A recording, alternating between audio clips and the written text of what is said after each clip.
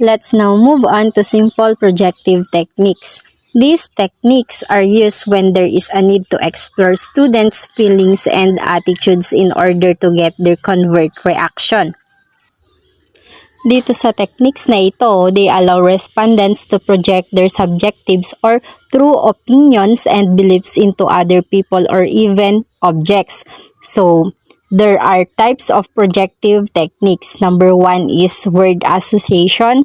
Number 2 is unfinished sentence. And number 3 is unfinished stories. So, first, let's define what is word association.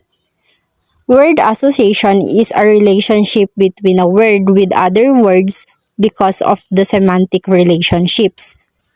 A word association test appears when there is a stimulus word and someone mentions a respond word that comes to mind firstly based on the stimulus word. Word association can be used as a strategy on understanding language learning. For example, kapag sinabi natin ang word na funny, may mga masasabi tayong iba't ibang salita na konektado sa salitang funny tulad ng joke, amusing, hilarious, comedy, lol o laugh out loud, weird at marami pang iba. Kaya sa bawat salita na nababanggit natin, may mga iba't ibang kahulugan ito na kung saan, kung ano yung unang maisip natin na word sa salitang nabanggit, yun ang nasasabi o ibabanggit natin. Makikita nyo sa screen yung mga ibang halimbawa ng word association. Next, unfinished sentence. Unfinished sentence is presented to the students for him or her to complete with any thought he or she has or say whatever comes to mind. There is no right or wrong answer. So ito yung mga example ng unfinished sentence. Kapag sinabing I feel confident when kailangan mong dagdagan o ipagpatuloy ang unfinished na sentence na galing sa sarili mong isip o yung idea mo na meron ka gaya ng I feel confident when I am well prepared for schools or anything else. Next, kapag sinabing I usually worry about, pwede namang sabihin I usually worry about things I could change easily. Deadlines, grading papers, planning lessons, and marami pang iba. Okay, let's now move on to the last types of projective techniques. Unfinished stories. Here, the students is presented a story that has no ending by asking the students to complete the story. So dito, mae-engganyo ang bawat estudyante na makipag-participate kapag may kalayaan silang magbigay ng kanilang sariling idea sa gusto nilang mangyaring wakas ng istorya, na kung saan sa technique na ito mas mahahasa yung kanilang critical na pag-iisip. For the story to be most useful, the following characteristics should be presented in it. Number 1, should deal with real-life situations. Makatotohanan dapat ito. Number 2, it should encourage the students to consider a number of solutions to a problem. And lastly, it should encourage the students to analyze their own attitudes and gain insights into their own feelings and feelings of others. So bago tayo dumako sa susunod na techniques, maaari ko po bang malaman kung ano po yung mga tatlong types of projective techniques? Tama po. Word association, unfinished sentence, and unfinished stories. Dumako naman tayo sa self-expression techniques. Self-expression techniques. These techniques provide the students opportunities to express their own ideas or feeling about themselves and others. Dito naman sa techniques na ito, hinahayaan o binibigyan natin ng pagkakataon ang mga estudyante na makapagbigay ng sarili nilang idea upang mai-express ng bawat estudyante yung mga nararamdaman nila sa sarili nila at sa ibang tao.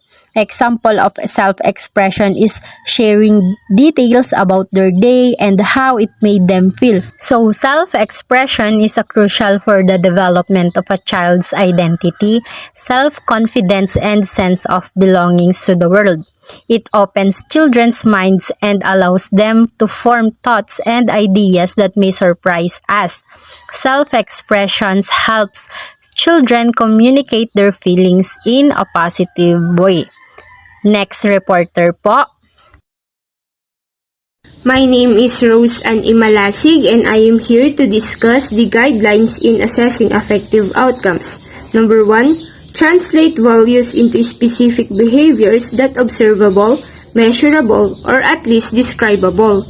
In assessing affective outcomes, kinakailangan po na clear yung mga statements or behavior that describe the competencies that a student should possess.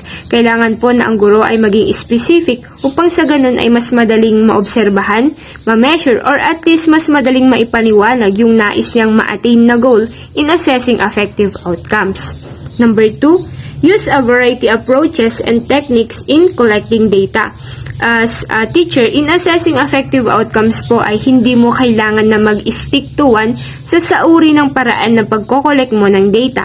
Kinakailangan po dito na magbaon ng iba't ibang pamamaraan o mga estratehiya sa pangangalap ng datos. Example, through interviews, observation, forms, and many more ways para makakuha ng reliable data sources. Number 3, encourage self-evaluation on the part of the student. As a teacher po, napaka-importante po na ipaunawa sa mga mag-aaral kung may nangyayari bang paglago sa kanilang mga performance academically to make them aware and more responsible on their own way of learning. May mga times po kasi na kahit push ng push yung teacher, yung bata mismo ay ayaw tulungan yung kanyang sarili, useless lamang po. For example, the teacher might require a student to use a rubric to provide critique o husgahan nila ang gawa ng kapwa nila mag-aaral at ikumpara ito sa kanilang mga gawa mismo. And through this, makikita nila ang kaibahan ng gawa nila sa kapwa nila mag-aaral. And this is what we call self-evaluation that can assess a student effectively. Dito nila marirealize yung kung saan sila mahina or kung saan sila malakas. Number 4, consider test data as part of the assessment, not as the total assessment. In assessing affective outcomes po ay hindi lamang po tayo babase sa kung saan or ano po yung resulta ng total assessment nila or yung mismong nakukuha nila sa kanilang mga test paper, kundi dapat po nating i-consider na ang test data ay part lamang po ng assessment because assessment is a procedure or isang process, while the test is a product that measures in a particular behavior or set of objectives. Ang pagkatuto po ng bata ay hindi lamang po nami-measure sa isang upuan lamang, kundi isa itong proseso na minomonitor ng mga teacher sa bawat pagkaklase. Number 5, since there is no right or wrong answer in any kind of assessment device in affective domain, report feedback to the student and parents in terms of his student strength and weaknesses rather than in terms of his relative standing in class. In giving feedback po into the student performance, instead po na ibigay sa mga parents or students yung standing nila sa klase, mas maganda po na sabihin na lang yung kahinaan at kalakasan ng isang estudyante para malaman nila kung saan sila mahina na kailangan pagpagtuunan ng pansin at i-improve pa. At sa ganun din, para malaman kung saan sila nag-e-excel at mapagpabuti pa ito lalo. And for the last, number 6, if the summary of information obtained from the various data collection techniques is to be transformed into a grade, have a kind of a standing clearly in mind. Kapag po nakuha na ang lahat ng datos sa pagkukompute ng grado, as a teacher, dapat may solid standard or clear goal sa pagbibigay ng grado. Hindi yung paiba-iba yung way of grading and sometimes hindi nasusunod yung siniset na standard in giving grade system. Huwag maging bias. That is why it is important that grades accurately reflect the quality of student work and that the student work is graded fairly. Kung ano ang performance ng bata sa loob ng klase ay dapat lamang na mag-reflect ito sa kanyang grado.